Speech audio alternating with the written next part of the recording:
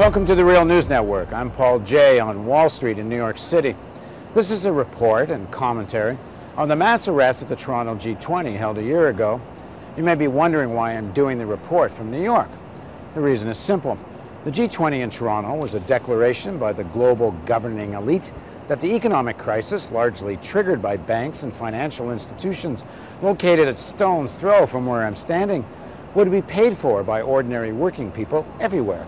This is also about the violation of the civil rights of people who resist bearing the consequences of a crisis they didn't cause. Because more than 1,000 arrests at the Toronto G20 was a statement by the Government of Canada that mass protest will be met with mass arrests. But the illegal detention and the use of unwarranted violence is just that, illegal. And to prevent it from happening again, does there not have to be accountability by the police and politicians who issued the orders and swung the batons?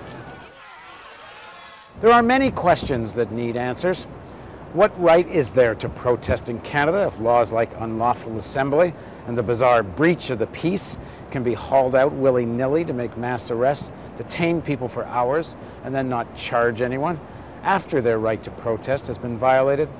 I wonder what our political leaders would have said if Mubarak had issued this type of legislation in Tahrir Square. As I pointed out in a previous report, the missing words in the G20 declaration were higher taxes on the wealthy and higher wages for workers, both obvious ways to achieve the stated goal of fighting deficits and dealing with a few of the underlying factors that led to the crisis in the first place. What the G20 leaders did agree to was this: the advanced economies have committed to fiscal plans that will at least have deficits by 2013 and stabilize or reduce government debt to GDP ratios by 2016. Which we all know means cuts to pensions, social services, and other austerity measures. The arrests at the G20 were made in defense of this global vision.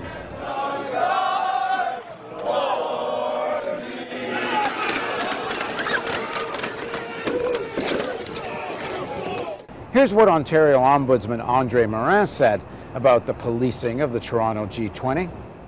And for the citizens of Toronto, the days up to and including the weekend of the G20 will live in infamy as a time period where martial law set in the city of Toronto, leading to the most massive compromise of civil liberties in Canadian history. I had my own run-in with Toronto Police Chief Blair at a news conference that took place in the midst of the G20 weekend, when I asked him about the infamous Public Works Protection Act, the legislation the Ombudsman would later call martial law. The Act allows essentially for elimination of probable cause for search and seizure. That's not correct. I can read it to you. Yeah, by all means. I've actually read it at great length. It's an act that in fact has been in the province of Ontario since 1939. Its authorities have been tested through the Ontario Court of Appeal and upheld. It's not an act of which we are not familiar. Of course, we now all know that suspending probable cause was exactly what the legislation did. As far as having passed muster at the Ontario Court of Appeal, the decision of the court in 2005 case R versus Campanella about a woman who was searched entering a courthouse and then arrested for possession of marijuana was that it was a justified use of the Public Works Protection Act because there was a big sign saying people entering would be searched, and people had the right to walk away, not enter the building, and avoid the search. At the G20, the act was secret up to the last minute. It was not supposed to apply throughout the downtown core, yet people were arrested if they didn't comply with demands for ID or to be searched. What happened at G20 precisely violates the logic of the Court of Appeal decision. There was no sign telling people they would be searched. They had no option to walk away. And if it's true the chief was very familiar with all of this, then he knowingly violated people's basic rights. That is, he broke the law. The authorities in that act are limited, as all authorities in provincial and federal statute, by the Charter of Rights and Freedoms. And the Ombudsman has no doubt it was a violation of the Canadian Charter of Rights and Freedoms.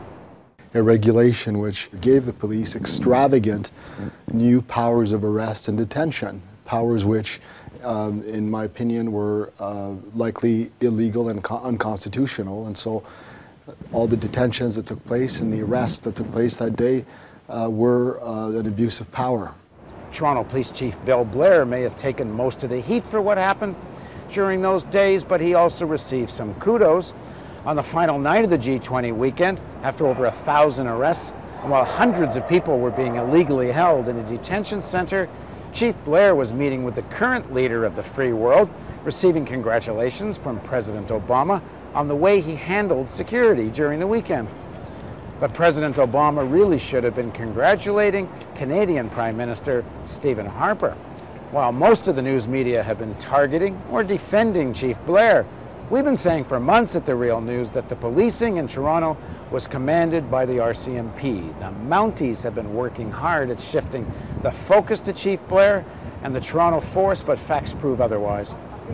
The command was the Integrated Security Unit, and the operational command was that of the RCMP and its superintendent, Alphonse McNeil. We concluded that the primary responsibility for such violations of civil rights, the decision to conduct mass arrests, the systemic use of violence and other repressive tactics, can be laid at the feet of the federal RCMP. Now everything we've said has been confirmed. By whom?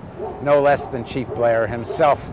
Here he is answering a question from Carol Off, host of CBC's As It Happens.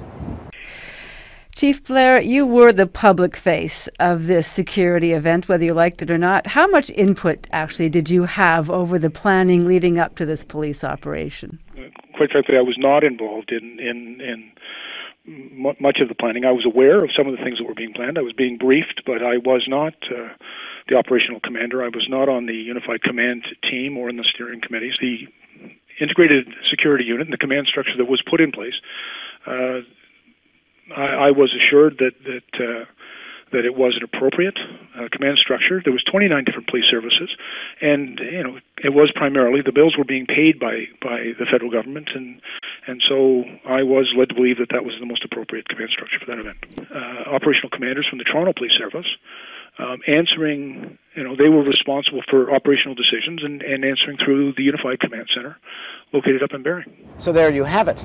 The Unified Command Center in Barrie was commanded by the RCMP. After months of evading questions about the line of command, why has Chief Blair spilled the beans now? One can only speculate, but there are 2 inquiries that will be reporting soon on police actions at the G20, and perhaps he needs to establish his role before those investigations are made public. Why does all this matter? Because if there's to be an assurance that this will not happen again, there must be accountability. From the police officers that severely beat so many protesters, to the decision not to contain the window-breaking, police car-burning violence that became the pretext for mass arrests, to the illegal detention of thousands of people. For the G20, the RCMP reported to former spy chief Ward Elcott, who was then working at the Privy Council.